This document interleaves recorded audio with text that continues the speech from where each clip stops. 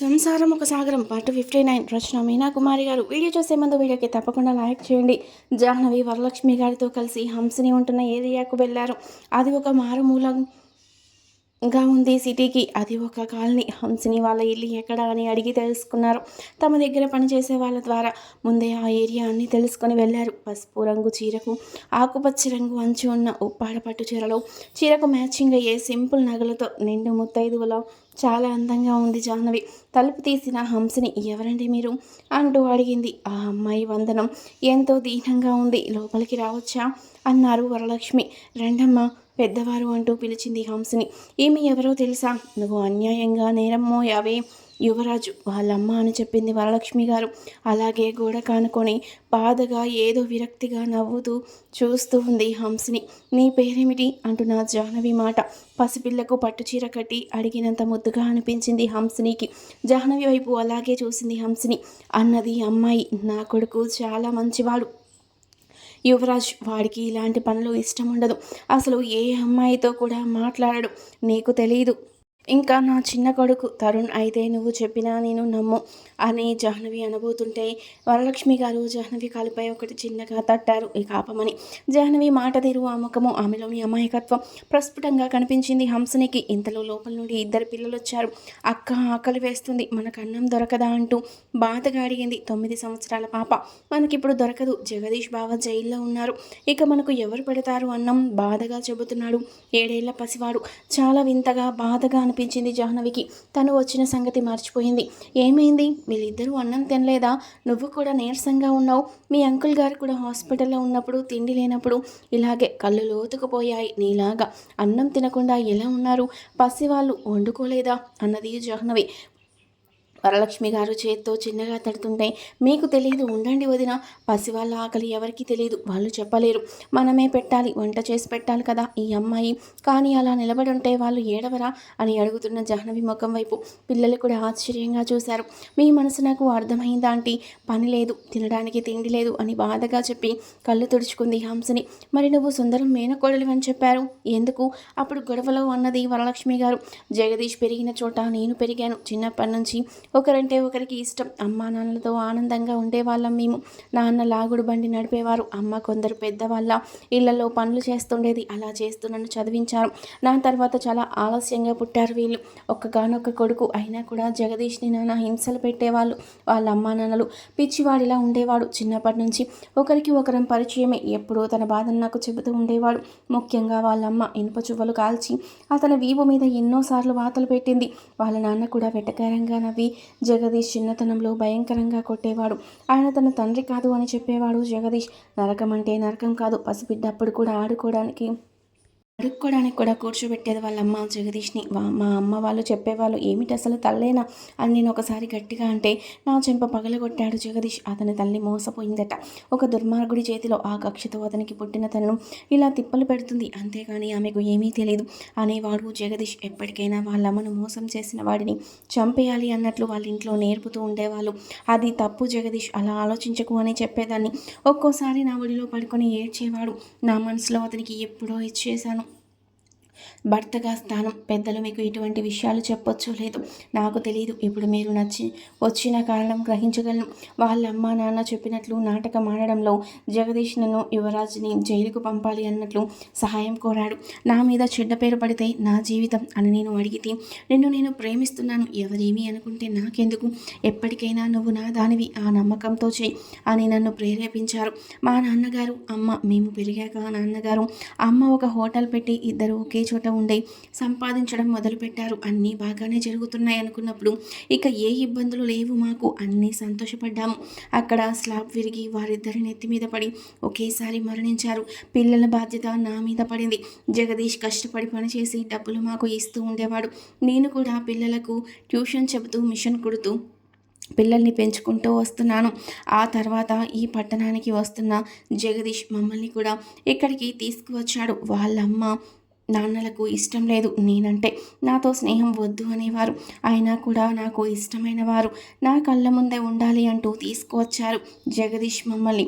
ఆ తర్వాత ఇలా జరిగింది అవన్నీ సరే. జగదీష్ ఎన్ని హత్యలు చేశాడు, ఏమైనా నేర చరిత్ర ఉందా అని అడిగింది వరలక్ష్మి. జగదీష్ చాలా మంచివాడు, చెబితే ఎవరు నమ్మరు, పేదలకు సాయం చేస్తాడు, రక్తదానం చేస్తాడు, పెద్దవాళ్ళ మోసాలను ఎండకడతాడు నలుగురిలో. అందుకే చాలామంది పెద్దలకు జగదీష్ అంటే గిట్టదు. స్వార్థం లేకుండా ఇతరుల కోసం కష్టపడతాడు. అందుకే అతనిని నేను మనస్ఫూర్తిగా ప్రేమించాను. నాకు తెలిసి అంత మంచివాడిని ఎక్కడా చూడలేరు.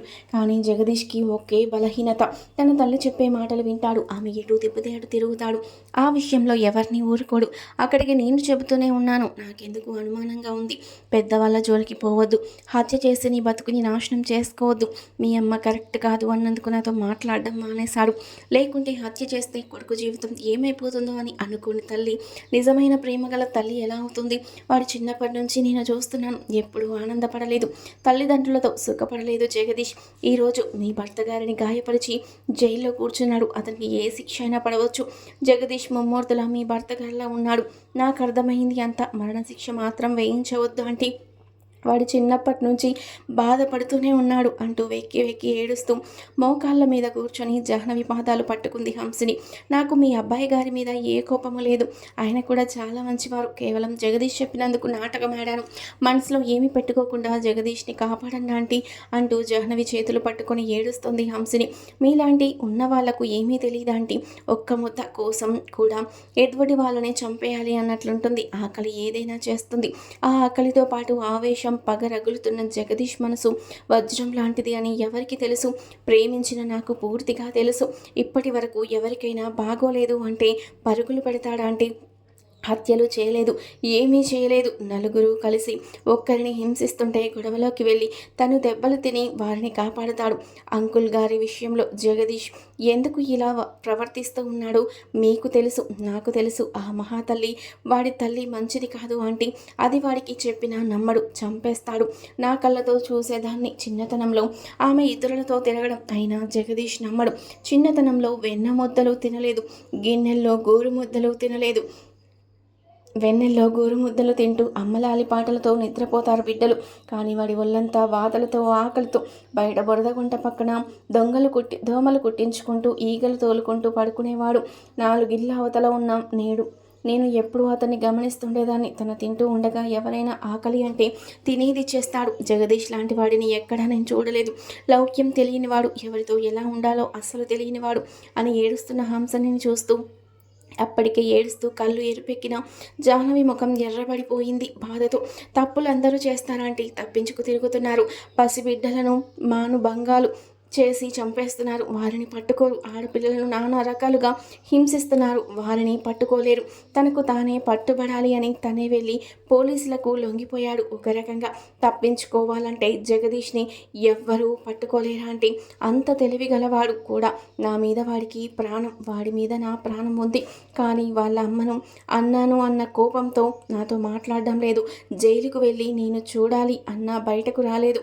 తన జైలుకు వెళుతూ తనకు తెలిసిన వారితో మమ్మల్ని పట్టించుకోమని, మాకు ఆహార పదార్థాలు ఇమ్మని చెప్పాడట అని ఏడుస్తున్న హంసిని దగ్గరకు పిల్లలిద్దరూ వచ్చి, అక్క నీకు ఆకలి వేస్తుందా?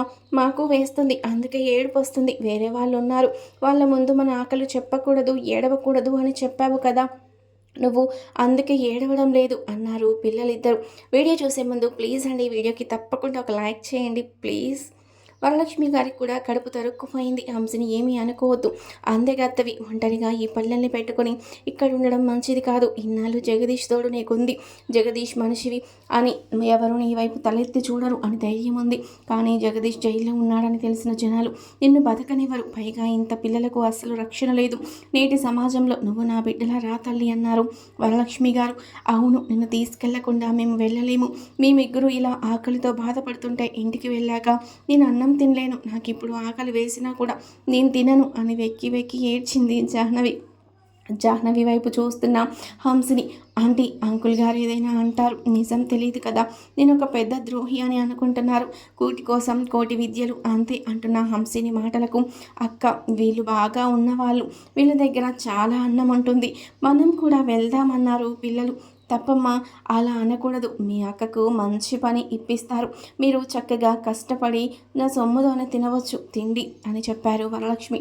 నేను రాలేనా అంటే ఏ ముఖం పెట్టుకొని మీ ఇంటికి రాగలను? జగదీష్కి తెలిస్తే మళ్ళీ నా ముఖం చూడడు ఏమో అన్నది హంసిని. నువ్వు రాకపోతే నేను వెళ్ళను అన్నది జాహ్నవి. ఏ ముఖం ఎలా పెట్టుకుంటావు? నీ ముఖం బాగానే ఉంది అన్నది జాహ్నవి. ఎందుకు మీరు పెద్దవారు కదా, మాకులాగా మాట్లాడుతున్నారు అన్నది పాప జాహ్నవి వైపు చూసి. వరలక్ష్మి జాహ్నవి ఇద్దరు కూడా డ్రైవర్తో టిఫిన్ తెప్పించి హంసినికి పిల్లలకు తినమని చెప్పి బతిమాలి తినేలా చేశారు. భయపడకు హంసిని, అన్ని బాధలు కూడా తొలగిపోతాయి. నువ్వు మాతోరా, నీకు ఇబ్బంది ఏమీ లేకుండా చూసుకుంటాము. తిన్నాక వారిని తీసుకొని తన ఇంటికి బయలుదేరారు. మీ తమ్ముడికి తెలిస్తే అన్నది జాహ్నవి చిన్నగా.